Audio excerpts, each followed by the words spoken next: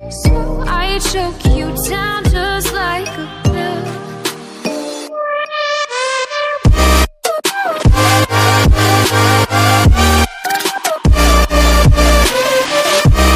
Oh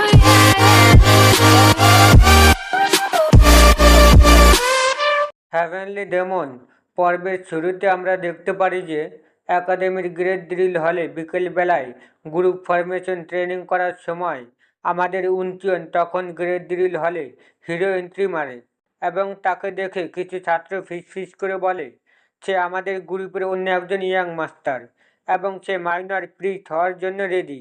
আমরা তাকে প্রায় 2 সপ্তাহ আগে দেখেছি, তাই না? এবং তখন ইয়াং মাস্টার মিউজিয়াম উনচিয়নকে দেখে ডেভিল স্মাইল দিয়ে মনে মনে ভাবে, হে হে হে, তুমি জঘন্য পোকা, অবশেষে তুমি চলে এসেছো। তারপরে উনচিয়ন প্রফেসরের সামনে গিয়ে মাথা নত করে বলে, গুড আফটারনুন প্রফেসর। তখন প্রফেসর বলে, তুমি এখানে এসে খুব ভালো করেছো, তাছাড়া তোমার শরীরের অবস্থা কেমন? তারপরে উনচিয়ন বলে, আমি সম্পূর্ণ সুস্থ হয়ে গেছি। তখন প্রফেসর বলে, যাক, এটা শুনে খুশি হলাম। তাছাড়া আমি জানি তুমি গ্রুপ ফরমেশন ট্রেনিং করনি, তারপরেও তুমি কি যোগ দিতে পারবে? তারপরে উনচিয়ন বলে, হ্যাঁ আমি পারবো। তখন প্রফেসর শিল্ড এবং তলোয়ার দিয়ে বলে, পারফেক্ট, তারপরে এগুলি নিয়ে তুমি সেখানে যাও। তারপরে উনচিয়ন শিল্ড এবং তলোয়ার নিয়ে যখন মুগিয়ামের পাশ দিয়ে যাচ্ছিল, তখন মুগিয়াম উনচিয়নকে বলে, তুমি এতদিন ট্রেনিং করার ভয় লুকিয়েছিলে, তাই না? কিন্তু উনচিয়ন যখন তাকে ইগনোর করে চলে যায়, তখন সে রেগে গিয়ে মনে মনে ভাবে, এই শয়তানটা কি আমাকে ইগনোর করেছে?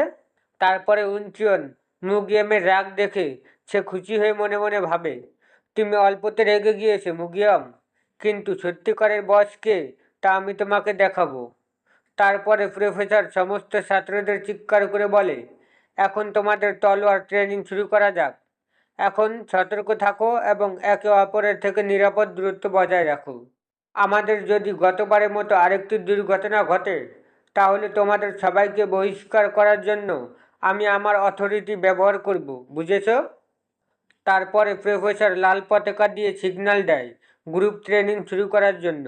তখন প্রফেসরের সিগন্যাল পাওয়ার পরে সমস্ত ছাত্ররা যার যার পজিশনের জন্য রেডি হচ্ছিল। তখন আমরা মুগিয়ামকে দেখতে পারি। আসলে মুগিয়াম একজন অ্যারোগ্যান্ট এবং খারাপ ব্যক্তি হতে পারে, কিন্তু সে তার গ্রুপ মেম্বারদের কিভাবে লিড করবে তা সে ভালোভাবে জানে। মাইনর প্রিস্ট হওয়ার জন্য ইয়ং মাস্টারের কাছ থেকে যা আশা করা যায়। আর এইদিকে উনচিয়নকে প্রফেসর ইচ্ছে করে এমন এক জায়গায় দাঁড় করিয়েছে যাতে উনচিয়নের সমস্যা না হয় বা বেশি একটা ভুল না করে, কিন্তু উনচিয়ন প্রফেসরের ধারণার চেয়ে অনেক বেশি ভালো করছিল। তারপরে প্রফেসর ছাত্রদের বলে, তোমাদের হাতে শিল্ড এবং তলোয়ার শক্ত করে ধরো। তুমি তোমাদের ফরমেশন অনুযায়ী পজিশন মতো দাঁড়িয়ে থাকো। এখন আমি তোমাদের পরবর্তী আদেশ না দেওয়া পর্যন্ত নড়াচড়াও করবে না। তারপরে আমরা 15 মিনিট পরে দেখতে পারি যে ছাত্ররা শিল্ড এবং তলোয়ার ধরে থাকতে থাকতে ক্লান্ত হয়ে যাচ্ছিল।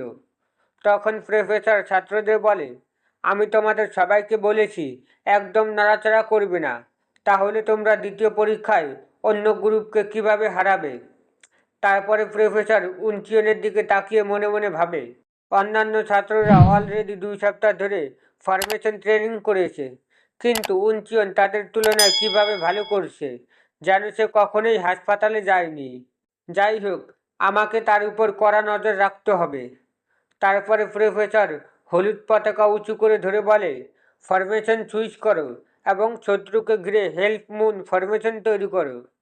তারপরে যখন উনচিয়নের ফরমেশন ট্রেনিং করার সময় তার কোনো সমস্যা হচ্ছে না বা তার কোনো ভুল হচ্ছে না দেখে মুগিয়াম প্রচণ্ড রেগে যায়।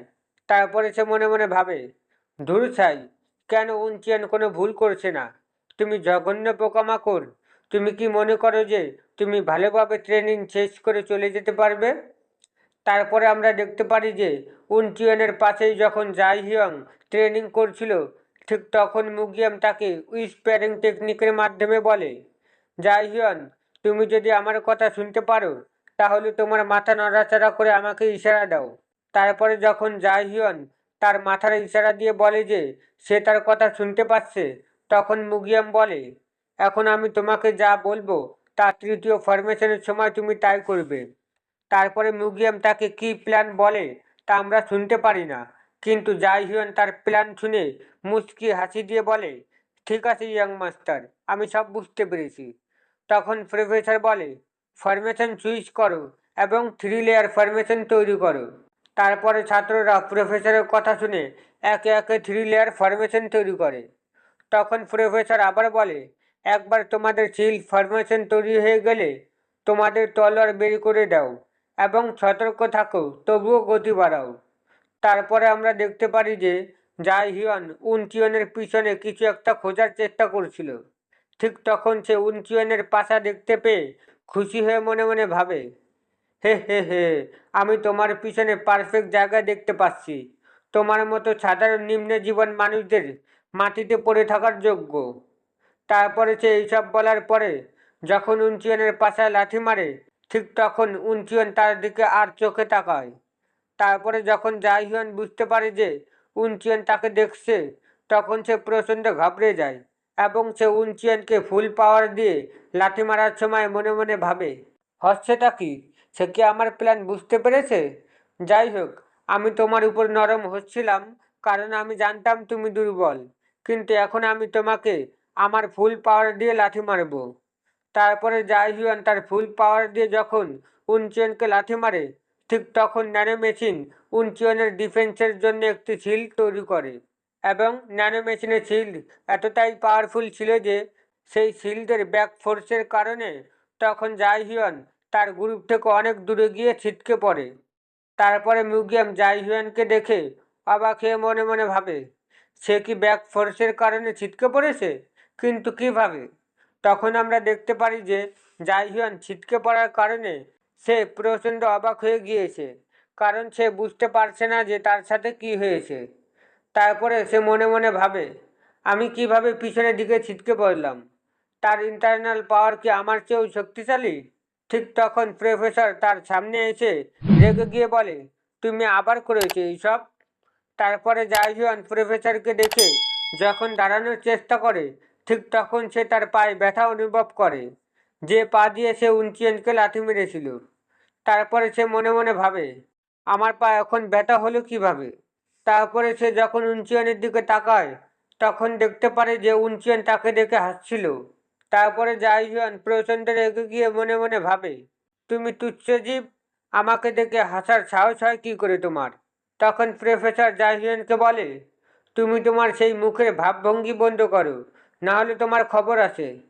তারপরে যাই হিউয়ান ঘাবড়ে গিয়ে বলে, প্রফেসর, আপনি বুঝবেন না, এটা তার পিছনে ছিল।